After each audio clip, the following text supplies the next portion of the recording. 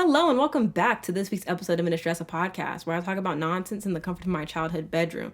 Here's to hoping this is the final time I have to start this podcast over. I've done it 7 times, yeah, and I've gotten like pretty far in each of them and then decided to start over. So let's cross our fingers for this one. Welcome to season 5 finale of In Distress. Wow, it's really great. I do want to thank the people who are listening. I think the last take I did, I was really talking about what the podcast is really about and everything. But yeah, usually for the last episode of the year or the season, whatever, I just reflect on the things that I feel like I've learned this year. And this year was a very big and rough, tumultuous year for me. Yeah, to say the fewest amount of words. I was actually listening to the first episode of this season, which is the season 5 premiere of the show, and I was like, wow, I was in a dark place. Not even a little dark. I think that I would like to think it was a little dark, but it wasn't. It was actually quite bad. I think that was actually one of my lowest points in life, but that's okay because for me, this podcast, at least like 2 years ago or maybe like a year ago, I was kind of like, one of my professors had asked me to do a project about something, and I ended up doing it about like the content I make, and she ended up asking me like why I do it, like what's the point? And I'm not like, that question honestly stumped me. I was like, why do I make this podcast? Like, why does it exist? If I were to describe it to other people, what would I say? And after thinking on it for a couple of weeks or maybe like a month, and it was time to turn the project in, I really thought about it. And I was like, what is this podcast for? One, it's for my therapy. I don't have the funds for a therapist. I don't have the funds. Y'all gonna have to make me famous. But no, I'm just kidding. Sometimes I just have things to say and things to talk about, and like, sometimes my friends listen, sometimes they don't, but like, this is kind of just like my space to have thoughts and talk about like the things that I'm learning in my life and how I'm growing, and sharing that with other people, whether it's one person or whether it's 10 people or 20. Like, I just come on here and talk, you know? And I think when she asked me that, I didn't really have the answer, but the answer has kind of been the same for everything that I do, like whether it's doing TikTok or making music or writing or making this podcast. Like, I make this podcast in particular because life is hard, and I can acknowledge that. I remember I actually told one of my teachers one day when I was in high school, I was like, life's hard. And she was like, yeah, it is. And like, when you say that, you're not really expecting somebody to like be like, yeah, it is. You're more expecting like, it's not always bad, like a little pep talk. And she did not give me that. And I have always remembered that conversation. But when she said that, I was like, okay, there's the acknowledgement that life is hard. It is. And I think that sometimes it can be hard for people to admit that or even really talk about it, which I think is cool. But yeah, this podcast is kind of just that. Like, I acknowledge that life is hard, and sometimes it's easy to feel very alone in those feelings and in those thoughts. But, like, because of the internet and because of like my friends and stuff, like, I always feel less alone. So this podcast is for that reason, to me, at least. It's for people to feel less alone, whether it's I'm entertaining you or whether it's you learning something from me, from like a life lesson that I've had, or whether it's me just, I don't know, like I said, talking about pop culture or being entertaining and making you laugh or something. Some episodes, not often. I'm not here to be funny, and we'll get into that in a second. But yeah, I'm just kind of here to just help other people realize that like, it's not just them who are going through feelings and emotions, and like, life can be hard for everybody for different reasons, but life's a lot easier when you feel understood and you feel like other people are having those same feelings and that those feelings are valid. So that's why this podcast exists. And I feel like I wanted to get that out the way first at the beginning there, and then get into the other stuff. So usually this episode, I also talk about my New Year's resolutions, and I usually do that at the end because that's more lighthearted, that's more hopeful and optimistic. But the first thing I think I want to talk about is kind of the beginning of the year, I guess. So, very dark place in my life. I was about to graduate in like April, in like May, I think, April or May. And I had like this very emotional situation happen to me. You know, like people leave your life, and sometimes it's hard to like cope with that and everything. So I was feeling a lot of emotions about that and really sad because it was like such an abrupt exit of my life. And I was already feeling like it wasn't like something that like, oh, it happened out of nowhere. Like it was very much, I was told, there was anticipation to it, but it was still like, wow, I'm never gonna see this person again. And like for like a good amount of like time there, a good chunk of life for like a couple months, they were like the external, like I was getting a lot of my happiness for life and excitement from external sources, and that person being one of them. So like when that person left, it was like, oh, like I don't really know how I'm getting that happiness anymore. Like there weren't too many things internally that I was getting like happiness from. I hadn't really, and because that person was in my life, like I wasn't really focused on doing things that I enjoy. I didn't record the podcast. I wasn't writing. I wasn't making music. I wasn't doing really much of anything. I don't even think I was on TikTok at the time, or maybe I was, I don't know, but I wasn't posting to the extent that I am now. And yeah, I was just not really receiving happiness from inside. So, you know, when the external stuff changes and when your environment changes, like I quit my job that next month, and then it was like, I'm going to be graduating soon. And that feeling, that looming feeling of needing to have everything figured out. I didn't have it figured out, obviously. Still don't really have it figured out. But it was like, I'm supposed to be like, I'm about to be an adult. Like I'm about to be in the real world, and I don't know what I'm going to be doing with my life. I feel like I've wasted time. I feel lonely and hopeless and all of the things. And I don't know what the purpose is of life. And I'm not going to lie. There were some thoughts. There were some very dark thoughts and stuff in my head. And it was pretty bad for a really long time. And at the time I had started talking to kind of my life coach, but not really, because we don't really chat anymore. But she was really just my professor. But we chatted, and she really helped me through some things. And I think that was great. And you know, like I said, I have good friends around me. At the same time, it was like I have great friends, but like I didn't want to talk to anybody because like those thoughts, those voices in your head are just, they're so loud sometimes. They're like, I don't want anybody else to know what I'm thinking, and I don't want to like make other people feel the same way that I'm feeling. Like I don't want that feeling to be contagious. And you know, sometimes when you're like in that kind of headspace, it's really hard to see the light or to see anything good going on in life. So yeah, that was really rough. And that happened for at least like, I want to say from like late December to early March or mid-March. And then I started feeling, not like, obviously it's never like a gradual like, or like a one day I just felt better, like, because that's not how that happened. But like eventually, like that really corny thing people say of like time heals all wounds, like eventually, you know, a scab took place, yes. And things started feeling a little bit better. It still wasn't like 100%.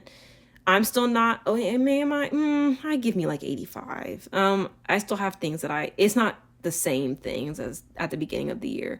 But yeah, you know, sometimes life just really takes time. Like, and I think that like, that's like the biggest thing that I learned this year, I guess, or one of them is just that like sometimes like your feelings or like your wounds or like trauma, like it just takes time. Like you can, you know, give yourself all the pep talks and everything, but like sometimes you do just have to feel your feelings and like feel your emotions and like sit in them. I won't say like sulk in them all the time, but I think it's really important to understand what you're feeling and the thoughts that you're having.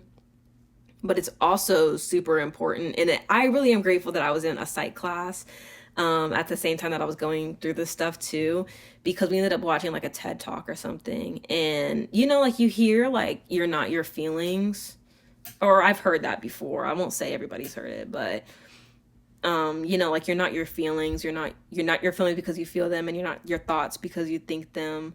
Like sometimes your emotions and your thoughts are just like momentary things. And sometimes those momentary things might last more than like an hour or a couple of minutes. Like it might be like the full day.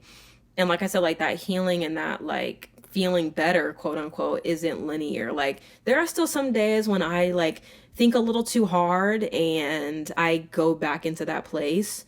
But again, it's just one of those things where it's like, and I think a couple of days ago, like it wasn't a couple of days ago, it was like maybe like 2 or 3 months ago, I felt that way.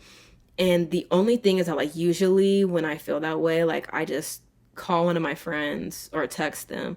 But you know, like my friends have lives and they have jobs and stuff. And I was feeling really bad that day and I needed to talk to somebody, but I didn't have anybody to talk to. And while it's really great to have people around you that can kind of talk you off of the ledge, at the same time, sometimes that day was very eye-opening for me because it was less like I need other people, like I rely on other people to get me out of that headspace, but also that I'm strong enough to do it on my own, and that sometimes you do have to do things on your own. And I think that's a really important reminder that, yeah, sometimes those feelings and those emotions and those things that happen to you aren't like you, like they seem very big, like way bigger than you, but sometimes you just have to, and like sometimes you just have to be resilient. Sometimes you just have to like, you just have to feel those things or think those things and recognize and realize that you're not those feelings and you're not those thoughts, and just push through and realize that you're strong enough to push through those things on your own. And then of course later on, like the next day or something, my friends text me, you're like, oh hey, like are you okay, like I'm sorry couldn't chat yesterday. And I'm like, oh no, like you're like, it's fine, like it's important for me to do that on my own sometimes too. Like yeah, it's important to lean on your friends and to have a good support system, but sometimes also you do have to do things on your own. Sometimes you have to walk your own, like you have to walk certain paths of your life alone, and I feel like that's okay. And yeah, I learned that day. And yeah, that was like that was a good one for me. I think the other thing that I do want to talk about, and I haven't really conquered this one per se. I don't think anybody really, I don't know if anybody ever really conquers every lesson of their life per se. I think that there are different levels to different things or different concepts of life that you have to get through. But this one for me is tough. And I was actually talking to my friend Xavier, a friend of the podcast, about this because he called me before I started recording this episode. And then we talked for like 30 to 40 minutes. And I was like, yeah, we need to end the call because I have to record the podcast and I'm not going to have anything to say. But while we were talking, I ended up having some like thoughts and some of the conversations that we were having. And one of them was that I was talking to him about like the way that I'm perceived. I feel like for me, I don't know if other people are like this. I'm sure there are a lot of people like this, but I'm like a very observant person. So like, I usually like, I'm like, like I'm watching how, like, I know how people walk. I know how people talk, like their speech or whatever. Like I pay close attention to the words that they say, or like the mannerisms that they have, like, you know, stuff like that. One of my friends had like a mannerism where she would like flick her nose, and like I would kind of like, you know, tease her a little bit for that. And so like stuff like that, like little like things that people do. And I've always just like wondered, like, and so because I'm such an observant person, I always wonder like how I come off to other people or how I'm perceived or like how other people observe me, I guess. And I've gotten some interesting like responses. One, I actually ended up asking some of my coworkers what their first impression of me was, and it was that I'm quiet and, like very to myself. And anybody who has ever really, like, anybody who's known me ever, whether that was in like middle school, high school, now, like, and my parents, my friends, like, if you were to ask anybody to describe me from any point of my life, they would never use either of those words. They would just not do that, because I'm just not a quiet person. I have very big personality. I can be very loud at times. And for me, and I was talking to my friend about this, like, sometimes I feel like, and there's nothing wrong with being yourself, first of all. I don't want it to seem like I'm saying, like, sometimes you have to tone it down for certain people, but for me and in my mind, there is like a time and place for certain things. And when it comes to my personality, like when I was in like middle school and high school, I would just be so excited to see my friends, because like I've always like really cared about my friendships, and I've always cared about, the platonic relationships that I have in my life, or even just seeing people that I enjoy being around. I get excited and I'm a little loud. Like, yeah, I'd be excited. So I see my friends sometimes and I'm like, oh my gosh, guys, hey. And sometimes people will be like, oh, like, why are you being so loud? Like, oh my gosh, like, bring that down a little bit. Why are you yelling? Oh my gosh. And it's like, I don't, like, they didn't mean it in a bad way, I don't think. But like over time, once you get told that or asked that a couple of times, you kind of start like wondering, like, am I doing too much? Like, do I need to rein it in a little bit? And so like, as I've gotten older, or even just like, I just feel like I can't go into places guns blazing, because I do have such a big personality, and I understand that. So now it's more like I try to see what the environment's like, see what other people are bringing to the table before I like put all my cards on the table, if that makes sense. So people saying that I was quiet, like, that makes sense to me, because I didn't really like know anybody. And if I don't really know people, then I'm not really I kind of have to fill out the vibes, like I said. But also, if I don't really know people, like, I'm not really going to be talking a lot. And it takes like a little minute for me to get comfortable in new areas and new environments. So now I feel like I show up and I'm like a version of myself 100%, which is cool and fine. But yeah, and I was like, that is so crazy that that's how people perceived me, because that's never at all like how I've ever perceived myself, or how other people would describe me. So that was interesting to me. But that brings me to the main topic that I wanted to talk about, right now, at least, which, I was telling my friend, he was actually asking me about the podcast. He was kind of like, what do you like talk about there? Like, do you like edit it? Like, what's going on there? And I was kind of explaining to him that, oh, like, I don't know how to really explain it. I guess I'm kind of like I am when I'm talking to you, or like talking to my other friends. Like, sometimes like I have like jokes and stuff, and sometimes I'm fun and energetic. And then there are like, podcast me in my mind is very different from like TikTok me, or how I appear to the world. So like, I understand that everybody is different when they're alone. And then because why wouldn't you be? Like, everybody's different when they're like alone, and people are different when there's somebody sitting next to you, and people are different when they go out to the club with their friends, and people are different when they drink, and people are different when in different environments. People are different at work, people are different at funerals, people are different at church, people are different in different aspects and areas of their lives. But for me, and I was telling him this, like, I feel like I don't say, oh, that sounds so bad, but I kind of feel like I'm constantly performing a lot of the time in different areas of my life, which isn't a big deal to me all of the time. But there are moments when I don't want to be that. But because of how because of how I've shown up previously, I feel like I can't be any other version of myself. I don't know if that makes sense.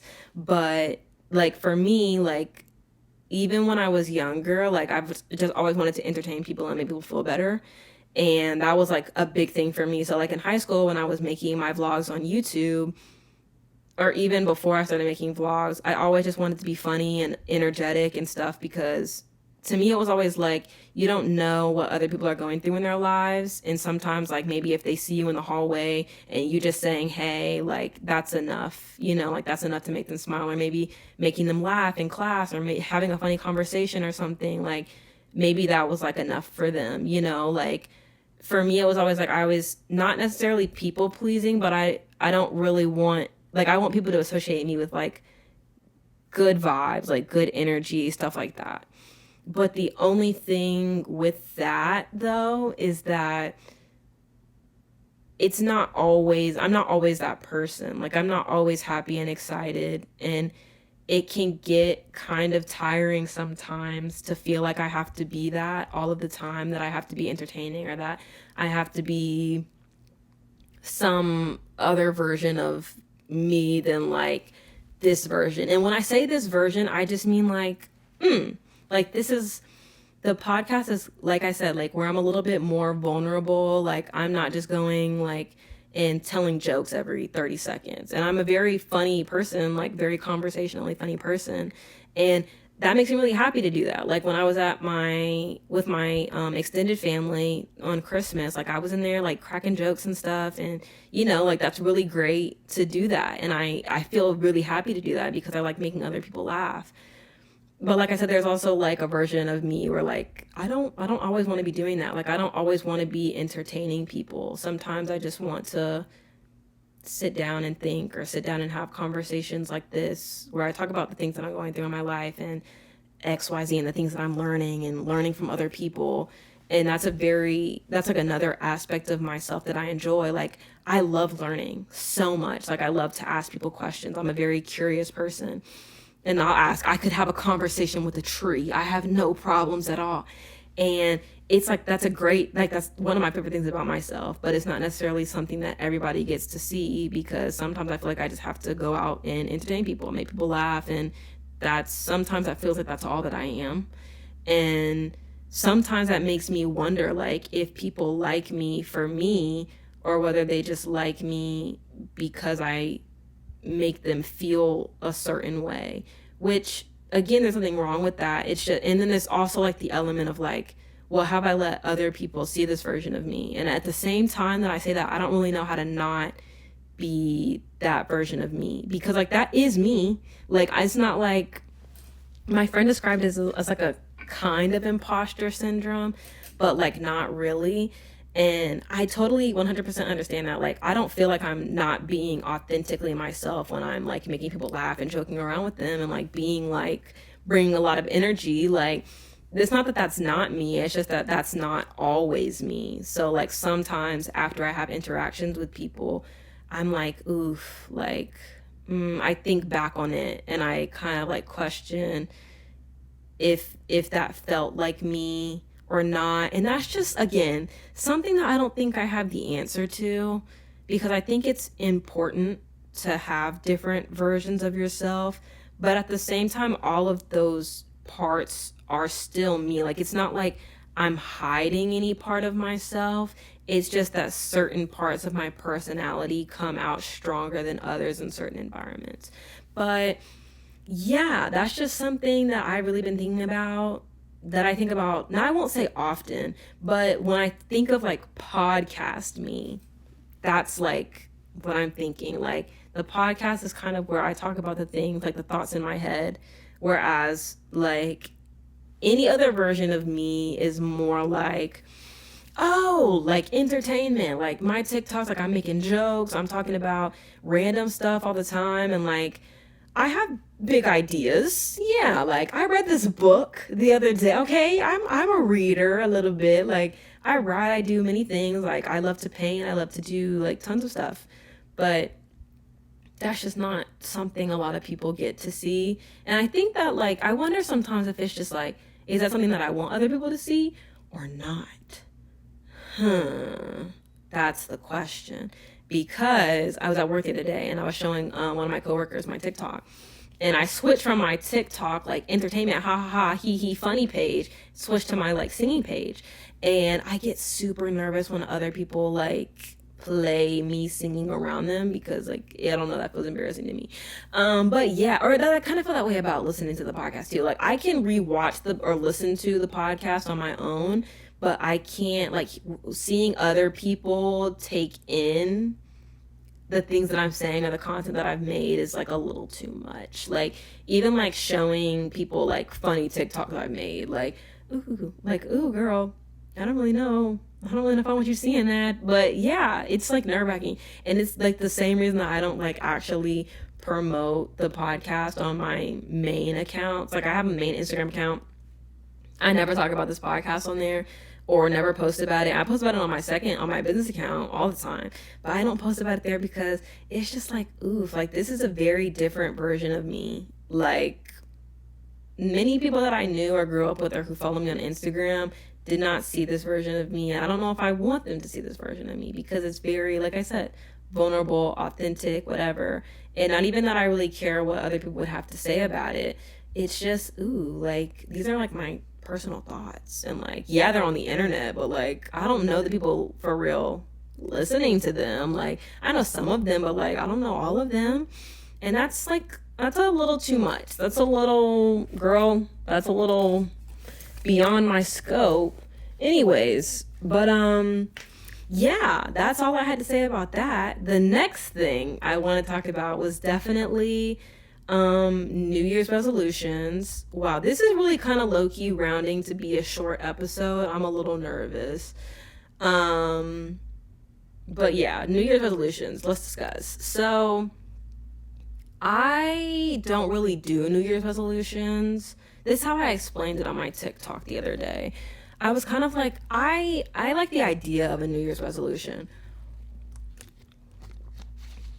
I like the idea of having like a new goal to work towards. I like that idea. I think the aspect of a New Year's resolution that I don't love is kind of like the fact that you're not able to like grow and learn, if that makes sense. So, for example, when I think of New Year's resolutions, I'm usually thinking about people who have goals to start going to the gym. Like, oh, go to the gym 2-3 times a week. Sorry, I'm getting a text. Yes. Sorry, my sister asked me if I was still recording. Anyways, what was I talking about? Oh yeah, New Year's resolutions. There's like, there's resolutions people have about like, oh, like I'm gonna go to the gym 2-3 times a week. I'm gonna lose X amount of weight. I'm gonna do X. I'm gonna do whatever. And all of that sounds so great in theory. And I'm not saying that those things aren't possible. I'm not saying that people who have those goals don't have discipline. But sometimes when we're thinking about goals, we don't really think about the things that could happen in between those goals. Like, yeah, you might go to the gym 2-3 times a week, but sometimes maybe your weight fluctuated a little bit because of like something you couldn't control, like an emotional thing that happened to you, something external. Maybe like, I don't think that sometimes we don't give ourselves enough grace on the resolutions of like, sometimes things in life just happen. Like, sometimes you just don't make it to the gym twice a week. Sometimes you just don't do that, and that's okay.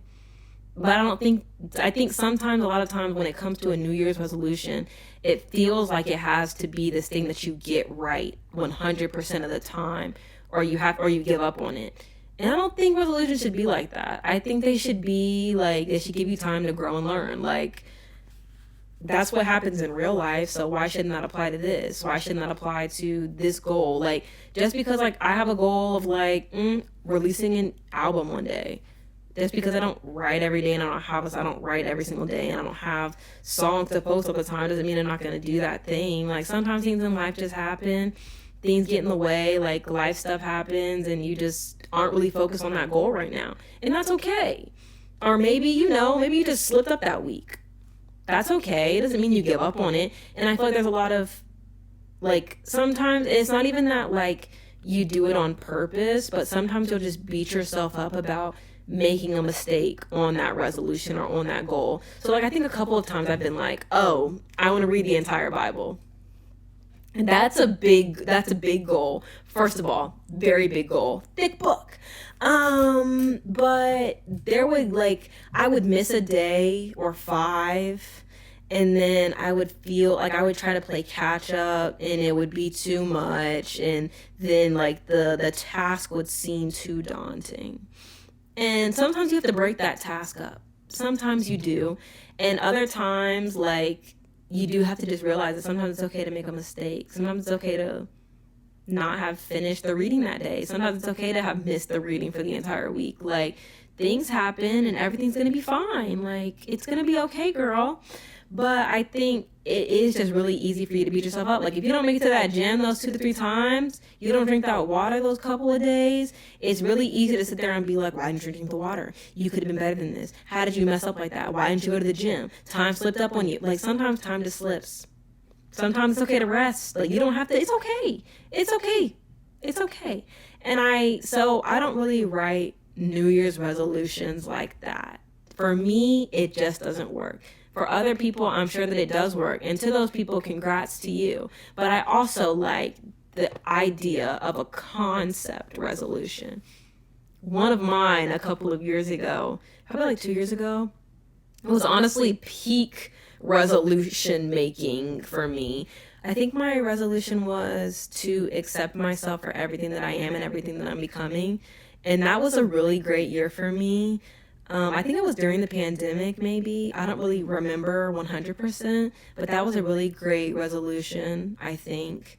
And I was really proud of that one. And at the end of the year, I had actually done it. And I came on here to talk about it, and I was really proud of myself because that can look like anything. And I think that I like concept resolutions or concept goals because they leave room for mistakes, but also they can look like anything. So this year's resolution is like, it's kind of 2 things. So it's giving myself more grace and respecting my body more. And that can look like anything. So like respecting my body, like in terms of like how I treat it, and not even really like my body, but like myself and as a whole, and like not like allowing people to cross my emotional boundaries, and making sure that I'm meeting my emotional needs, making sure that I'm taking care of myself and not putting myself to the back burner, making sure that I eat 3 times a day or 2 times, whatever. I usually sleep through breakfast because I don't want to pay for it, or I don't feel like getting up to make it. But there are also other times when I just sleep because I just don't want to get up. And that's not healthy, and I need to work on those things. I do. I would like to drink more water, and I would like to do all of the things. I would like to go outside more and not even necessarily exercise all the time, because I'm just not that kind of girl really right now. I don't need to be that kind of girl right now. But yeah, just thinking about like things like that. Like, again, like that can be anything. That can be mentally, that can be physically, that can be emotionally, taking care of myself and respecting myself. And that also leaves room for mistakes. And when I make those mistakes, giving myself grace enough to do that. So I think it's, for me personally, I struggle really badly with giving myself grace. I'm really big, not really big. I did too much. Sometimes it can be really hard for me because like there are moments when I'm like, oof, girl, like you goofed, you did not do good, you didn't eat that, like you need to tighten up, you need to do better. And there's a difference between giving yourself a little pep talk and low-key berating yourself mentally and being like, girl, you suck at everything, you're trash, you need to do better. What is that going to do for you? What is that going to do for me? That's not nice. And the thing is that a lot of times I treat other people or like my friends like so much better than I treat myself. Like other people I would let things slide for, and then when it comes to me, I just I'm like, this is unacceptable. You should be ashamed of yourself.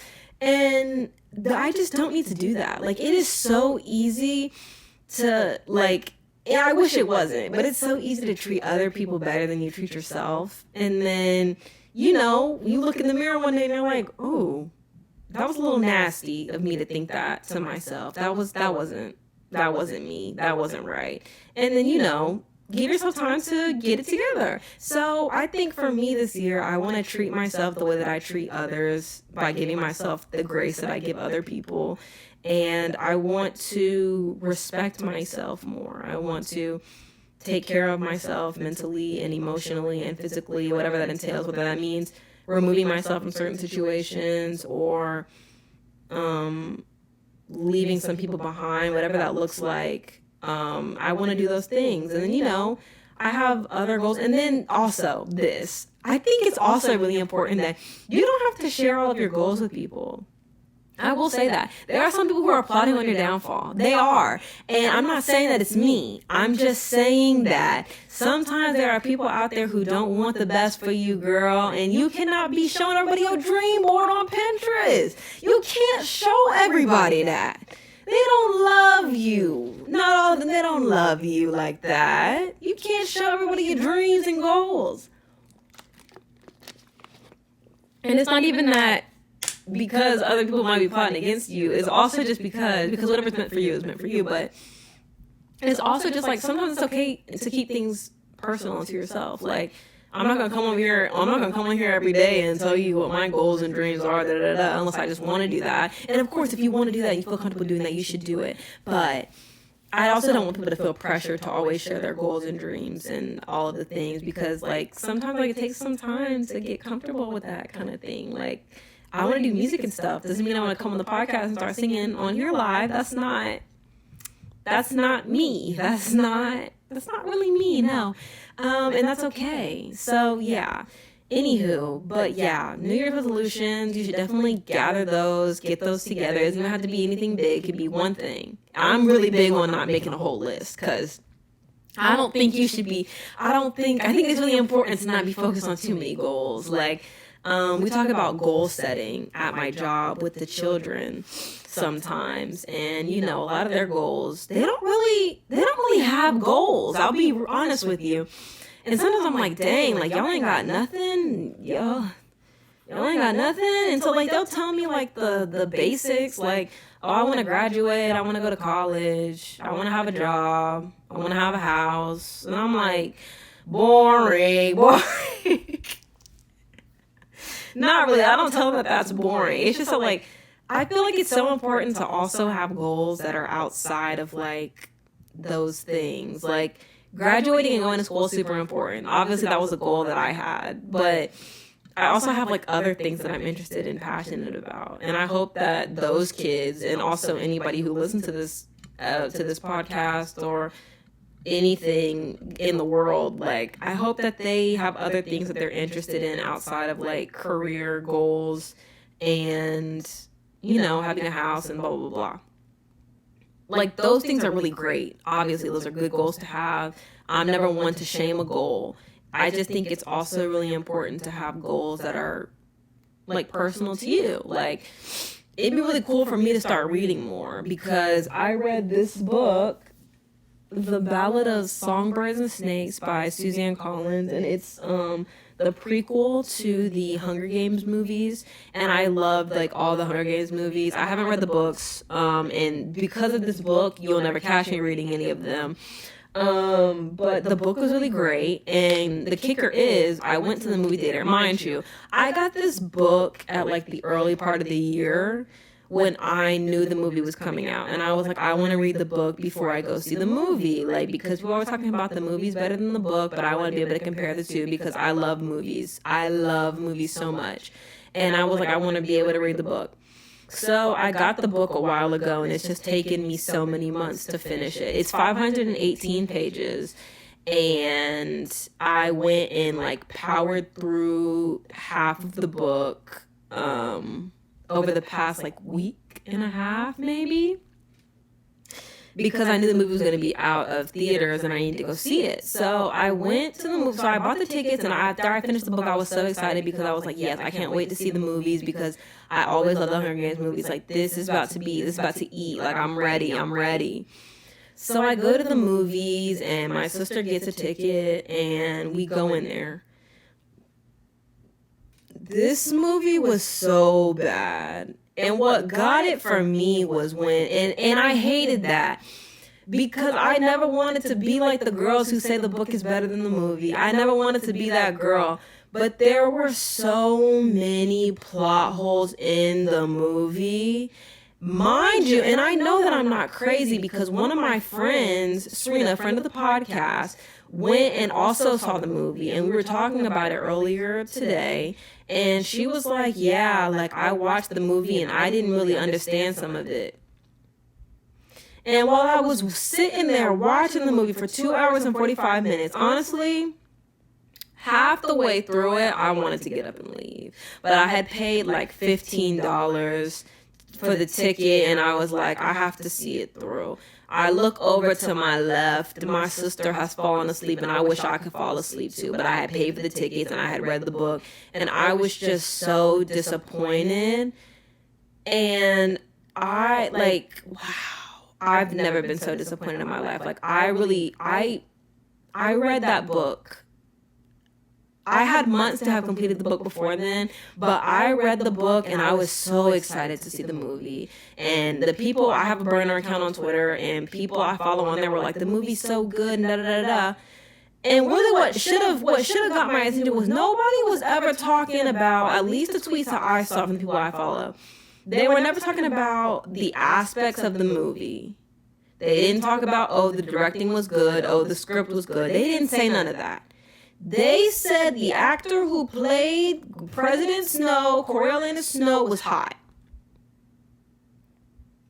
That's what they said. They said Rachel Zegler, she's great, she's attractive. They talked about how hot the actors were playing them. Mind you, this was one of the poorest acting performances I ever seen. Okay? And I'm not an actor or actress.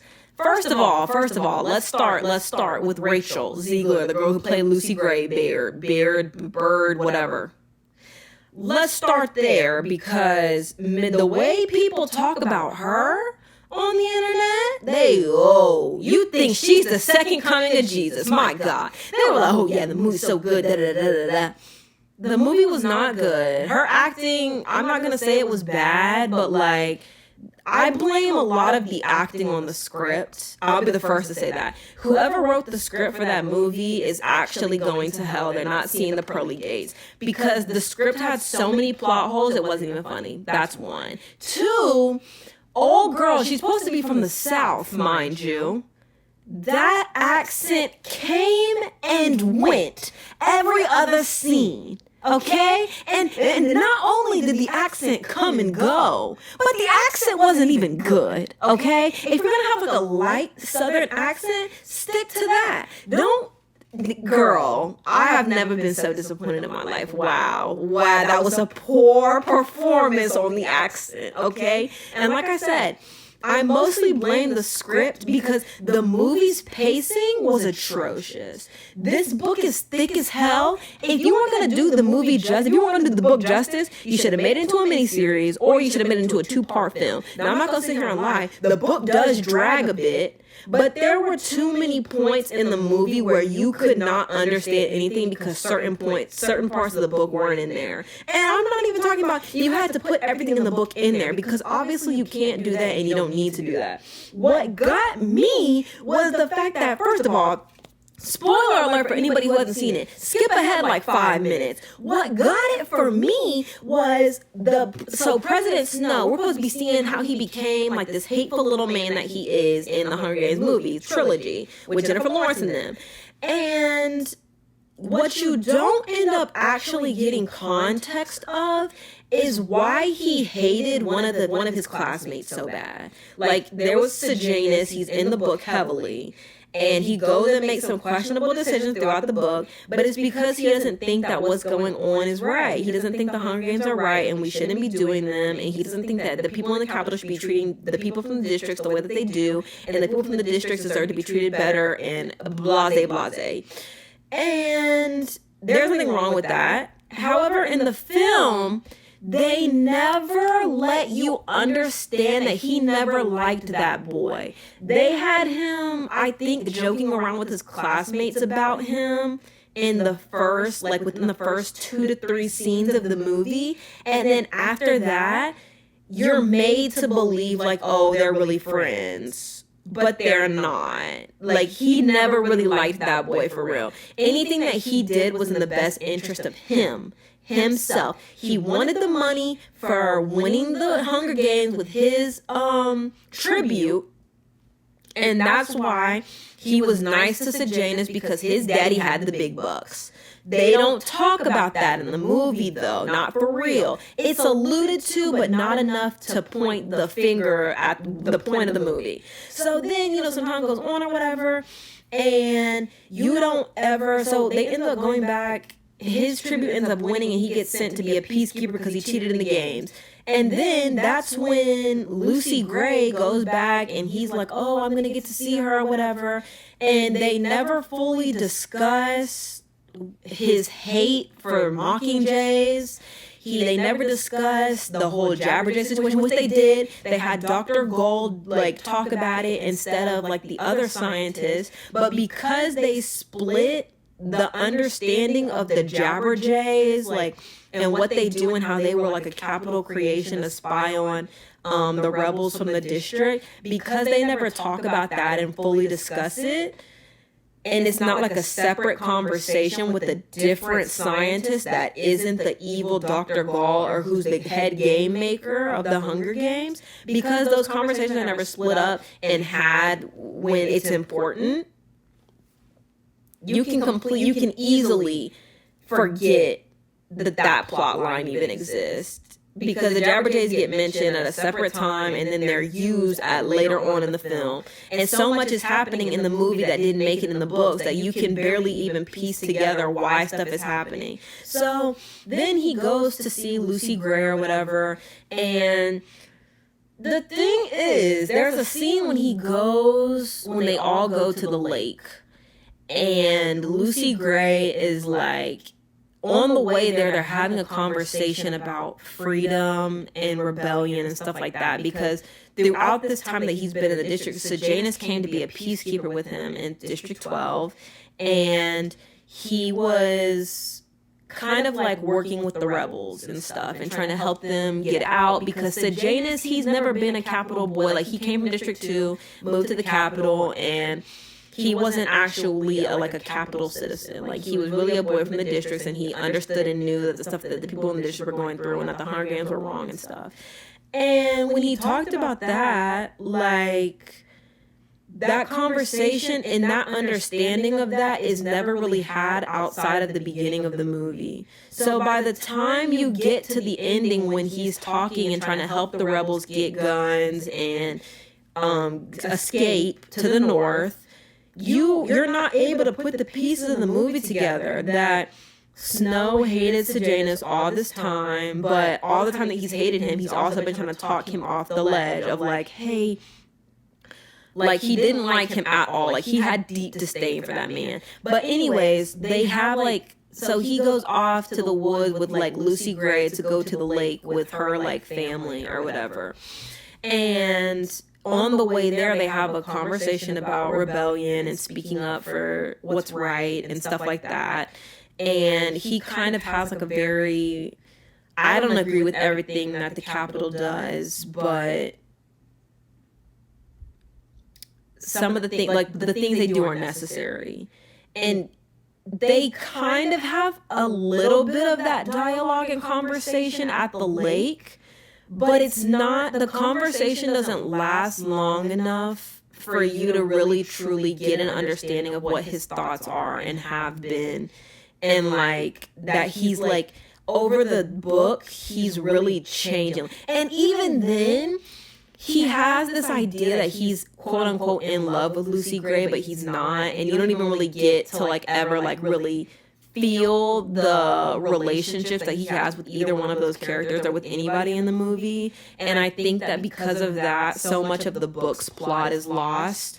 Because if you don't understand why he liked Lucy Gray and saw her as a possession, and he has a very fucked up view of what love is, and everything is about him and for him, and if it's not for him and about him, then shouldn't and doesn't exist, basically, in his head. And anybody who tries to get in the way of him getting what he wants, which is power, it doesn't matter to him, or he tried to get out of the way. And because that conversation in the woods with Lucy Gray is never really had, or at least not to the extent that it needs to be, you end up the movie's just bad. It's poor, it's bad. And so he ended up going and getting his friend killed, quote unquote friend, because he sent a jabberjay of like his escape plan to the Capitol. And then he tells Lucy Gray that he's going to go and run away with her. And again, because you don't really understand that he really likes her, but not in a good way. And they end up having a conversation about trust in the movie. And because they had the conversation, they barely had the conversation about trust. And throughout the movie, I noticed that people would bring up trust, but it wasn't to the same extent or magnitude that it needed to be brought up for people to understand that Lucy Gray like really trusted him. And she ends up in the book talking about, I always trust the things that I shouldn't. And that was like a really great piece in the book to me, because he is definitely somebody who you should not trust. But she hadn't gotten to that point of understanding that yet until later. But anyways, when Sejanus gets killed later on in the movie, they don't even establish that Lucy Gray knew Sejanus. And in the book, they had gone to the lake together. But in the movie, Sejanus didn't come to the lake with them. So there's one point when Lucy Gray's like cousin is like, keep Sejanus away from the rebels, or like people talking about how much they like Sejanus and that he's a good person or whatever. And because you don't have that in the movie, but that dialogue between the characters in the movie, you don't even know that they know each other. Like, so then later on, when Lucy Gray is like, run away with me to the north, and Coriolanus is like, yeah, I'll go with you. And they get to the woods and they're walking, and she says, like, I just want to put killing people behind me, because she won the Hunger Games and she's killed some people. And Snow ends up saying, yeah, I killed 3 people. And in the book, she doesn't bring it up so aggressively. In the movie, she said, like, who else did you kill? Like, who do I not know about? And don't lie to me. Which I thought that scene was poor as well. That was bad acting on that one. And I'm not going to say that Rachel Ziegler, whatever her name is, isn't a good actress. This was just a poor performance throughout everybody. I don't think anybody in that movie was acting well. So just to be fair, nobody in that movie is getting an award from me, okay? But she was kind of like, yeah, like, who else did you kill? Like, I know 2 people that you did. He killed one of the boys in the arena, and he shot somebody. And she was like, who's the third person? And he took forever to answer the question. And she was like, he was like, oh, the old me is who I killed, so I could come here with you. And she didn't believe that. But in the book, it's so much more than that. Like, she brushes it off in the book, and they go to the cabin when it's raining, and they end up finding the gun that connects him to the murders. And then he's kind of like, oh, do you think we should take these? And then she's like, I don't really want to take, I don't want to kill anybody else in the future. Like, I want to leave that behind. And in the movie, though, that conversation is so different, and it's not good. And she's kind of just like very suspicious in the movie, but in the book, she didn't come off that way at all. And then later on, he goes out there, and then when he follows her out into the woods, it's never in the movie, it's not like, oh, I'm not going to kill you. In the book, though, it's like, I'm not going to kill her. I just need to, like, we just need to talk about it. I don't think you're going to say anything. I trust you. And then once he gets bit by the snake, that changes. But in the movie, it just gets, he was going to kill her all along anyways. But yeah. The movie was really bad, and it was very unfortunate because I really did want to see it, and I was so excited, but the book was so much better, and it honestly made me think about, like, the state of the world now. It's kind of like, we do have those conversations about doing what's right and speaking up for it when you know, and he has this ongoing conversation throughout the book about chaos and contracts and control, and how, and you need to control in order to have chaos, or no, in order to not have chaos, you need control. And like, he talks about like kind of like social contracts in terms of like government, and how the government is supposed to have that control and XYZ, and if you don't have that control, then there's always going to be chaos.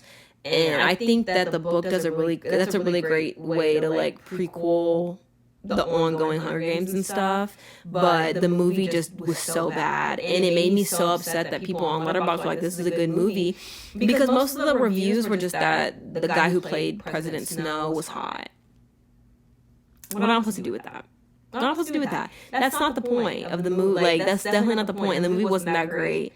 Like, the script was bad, the acting was poor, like, I don't know what we were doing there. Very embarrassing display. And people were on Twitter and on TikTok like, I love this movie. The movie's so good. And I was like, y'all are actually smoking crack right now if you think that movie was good. But other movies I watched over this time that I've been off of work, I watched A Good Person on Amazon Prime with Florence Pugh and Morgan Freeman. And Zach Braff was the director of the movie, and he also wrote the script. And I thought it was a really great movie.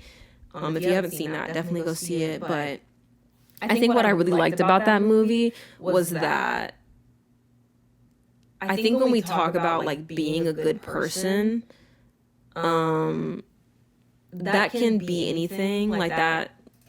Like good and evil, when you really think about that, that's like up for interpretation. Like, we kind of all have like a social view of like what's bad and what's good, but then like when it comes down to like the nitty gritty things of like certain things, like those are all like, those can be anything. Like something I think is evil could be not that evil to you. And I think about those things. But anyways, when we talk about a good person and what those things are, I think like those characteristics can be very different for everybody. And yeah, like those different character traits that people have, those can be what makes up a good person can be different from everybody to everybody. But what I liked about the movie was that it definitely touched on that. Like, it definitely talked about how a good person isn't always like, obviously in life you can't control the things that happen to you, but at the same time, it's kind of like, it is a lot of the things that happen to you is about how you react to them. And even if you don't always react to them or respond to them well, you can still be a good person despite those things. Like, so I think that was like a really cool take on that. But I also think I loved like the idea of like being able to grow into a good person as well. Like, I think you can be a good person and then things happen to you, and maybe for a stint of time you don't make the best decisions in this, like, you're not a good person maybe, or maybe you are a good person, but you know, like sometimes things just happen, life just happens, and then it's kind of up for you to determine what you're going to do about those things. But anyways, I just thought that was a really great take on that, and I really enjoyed it. And I really liked the idea that like, even if somebody can think that you're not a good person, and then like there's a whole other flip side of like, well, I did that because of this reason. Like, and I think it also kind of like hammers home the idea that the things that you do in your life don't always have to be understood by everybody. And that's in like, if other people don't understand the decisions that you make or the choices that you make, that's okay. Like, as long as you understand them. Like, I like the idea of not having to like validate or explain your feelings about things. I really like that. But yeah, that was a really great movie, and I really enjoyed it. So if you do want to see it, you should definitely go watch it. I guess I'm going to do my Christmas haul, and then I'm going to be done. This is actually a very short episode. I thought it was going to be a bit longer. I thought I was going to have more to say, but I think I got everything out of the way pretty quickly. We got deep in there into my emotions very early on. So now this is more the lighter stuff. So for Christmas this year, I had a really good Christmas because I felt like I really got gifts that, like, I don't know, made sense to me. Like, I have like these like flannel shirt jackets, whatever, that I wear, and I have like two of them. I have like one that's yellow, and then I have one that's like green or blue, whatever you want to call that. And my mom got me a pink one, like a pink and blue one. It's really cute. But I was like, okay, like that's like a lot of my gifts are very personable, and I really like that because it's like what, I don't really know, like there's other ways to show love, yes, but I think like being able to give people gifts that are like things that they want and actually like, and things that they love and will cherish is like super important. So my parents got me a Warriors jersey, like a new Steph Curry jersey. Actually, if you're watching the video version of the podcast, you're getting exclusive content. This is the jersey. Steph Curry is my favorite player, and I love the Warriors. They also got me a Warriors hat, so that's really cool. My sister got me 2 pairs of shoes, and I really like, that's one thing for me that I really wanted to like get over the years, is just like to elevate my shoe game. But she got me these Nikes. Again, if you're listening to this episode, if you're watching this episode on YouTube, you're getting exclusive content right now, okay? Okay, you're getting to see the shoe. But she got me these Nikes, and they're so cute, and I can't wait to wear them. And then she also got me these Vans that I saw, a couple of that I saw, that I tried them on in the store. So I saw them the day before Christmas, but I still acted surprised when she pulled them out. Anyways, but these are the Vans.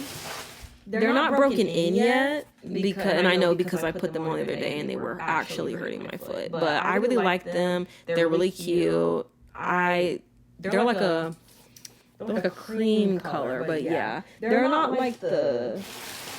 I don't know if like the shoes are usually suede, but yeah, they're not that. They're like the thing, you can wipe these off. I don't really know what that material is, but yeah. And then my sister also got me some gloves. I really needed some gloves because my hands be cold, and my other gloves were getting a little old. And then I got these Sony headphones that I wanted, and they're pretty pricey, but I love them. I'm so happy I had them. And my mom got me a sweater, and she got me a necklace, and I'm trying to think. Did she give me something else? She got me these like leggings to like put on underneath your clothes, which I definitely needed. I'm a layer girl, so like when it's cold outside, I wear a lot of jeans, so I need like, and jeans are super thin, so like I need that extra layer of warmth on me. But yeah, she got me some of those, so I'm super excited to try those on. Hopefully it's cold when I go back to work so I can try them on. So this was like the first Christmas that I got to give gifts to other people. So I was actually really low-key more excited about that than anything. The gifts I got were great, but I was happy to be able to give other people gifts. So for my mom, I got her like a Pandora charm for her bracelet, and then I engraved it with like a letter and like a note and stuff, and it was really cute. And then for my dad, I got him a Carhartt rain jacket, and he's not really a man who wears jackets, he liked it though, and I'm super excited for him to wear it and use it and stuff. And then I also got him a book, and it's like a sentimental book, so like it's like a book you write about like your relationship with your dad and stuff, so I got him that. And then I also got my mom an anti-fatigue mat, which she's been needing because our other one had to get thrown out. And I also got her like these house shoes. And then for my sister, I got her some stuff that she had sent me that she wanted. And then we did like a Secret Santa thing, or like a Dirty Santa thing at our family gathering this year. Unfortunately, the Warriors did lose on Christmas, so that was unfortunate, but it's okay. But at the Dirty Santa thing, I ended up getting this big party speaker. And what's crazy is I had actually bought another like smaller speaker from TJ Maxx, And I was like, dang, like I kept telling my parents and my sister, I was like, you guys are gonna have to, one of you guys have to pick my gift, because I really want to keep my gift, because I like really wanted a speaker and I've never had one. Like I really want one. And unfortunately, when my cousin was picking who was going, the gift was picked the second or third time. And so then when it was my turn to go, I couldn't pick my own gift because I wasn't there anymore. And then I was like, let me just pick up the biggest thing. So I went and I picked it up, and it was wrapped in paper, and I unwrapped it, and I was like, oh my gosh, this is so great. And that was really a learning like moment or lesson for me. And when I was younger, I used to want to be a preacher, because we would get like these mini like Bibles, and they would have a couple of chapters from the Bible in them, and I was like, I just want to be a preacher one day.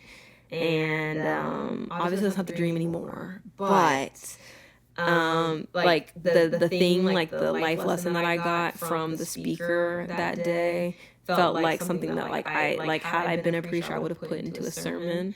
But like the speaker that I had bought, it was like also like a radio, like an FM radio, you know. And like it was really cute, and it was like one of those things, like one of those jukeboxes they used to have on like diner tables. They used to put like that you would just put like a coin in, and then you could pick a song to play.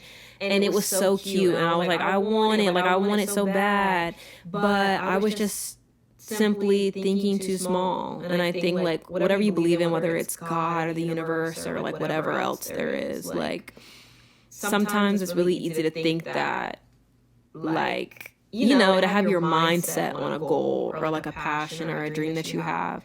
And, you know, or maybe a better analogy would be like, you know, you have like a path that you think you're supposed to be on, and then the door gets shut, or in my case, your gift gets picked and you can't pick it.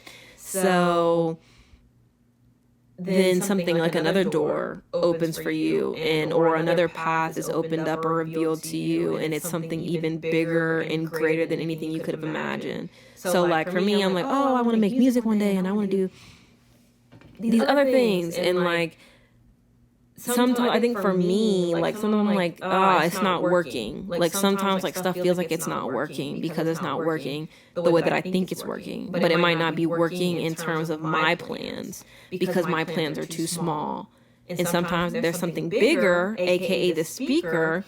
Sometimes there's something bigger like waiting for you, or there's going to be something bigger for you at the end of your, or like, you know, like a door got closed on this one path, but now there's another path here, and it leads to something even greater, something even bigger, something even more fruitful than you ever thought you could have had before. So yeah, that's kind of a life lesson that I learned this weekend, and something I wanted to share. So yeah, I am going to leave you guys, I think, because my throat is tired and my mouth is dry. It is. But I really do want to thank you guys so much for listening to this episode and the season finale of In Distress. This has been really great for me. I love the podcast. I will never leave, we hope. I'll probably leave one day, but we'll see. But yeah, 5 seasons strong. I'm very excited to keep going. Season 6 will be up next Saturday, of course, at 7 a.m., sort of, kinda, because the video version always goes up a little bit later, because I have to give the video time to sync onto the computer, and I have to match up the audio with the other stuff. But that's besides the point. The episode will be up on Saturday, next Saturday, season 6 premiere. Excited to start the year off right. And yeah, I'm super excited. I don't really know what the new year is going to bring, obviously, because I'm not a fortune teller, but I'm sure that it will be life-changing stuff. And I also just wanted to say something I didn't mention here, like, I'm very, very, very grateful for like the place that I'm in my life right now. Like, I know at the beginning of the episode I was talking about like, oh, life was really bad at the beginning, and it was.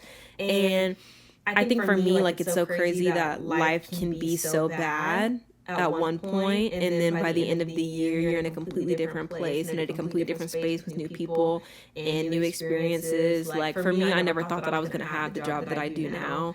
Working with kids was never really in my plans per se, but I've gotten to learn so much, kind of, sort of. I've learned a lot from my job and from the people around me, and I express it a lot in my mind and on social media and stuff, or like to my friends, but I have like a lot of gratitude for like the people who are in my life and for life right now. Like I'm so grateful for the people that I've met. And even if like these aren't people that stay in my life forever, like I'm just so 1000% grateful to have encountered the people that I have in my life and to have learned something from them, or to learn something in a situation, and to honestly just slowly become the person that I'm becoming. I think, obviously I don't know who I'm going to be at the end of life, but I'm really proud and happy of the person that I am right now and of the person that I'm becoming, and accepting myself for everything that I am and everything that I'm not. And realizing that all of those things are good, great. You know, they're all going to lead to the final version of me. And hopefully it's a version of me that I can be proud of, and a version of me that I want to share with other people, and that I'm happy that I have shared with other people. So yeah, again, so if you're listening to this episode, I really appreciate you. I hope you keep listening into the new year. Season 6 is going to be a good one, I feel. At least that's my guess. Who really knows? But yeah, it's going to be new episodes all the time. Again, so proud, so happy to be here. Whether there's one person listening to this, or 20 or 20,000 or whatever, very grateful. And maybe it's just me listening back. That's okay too. I'm proud of myself. I'm proud of you, Tori.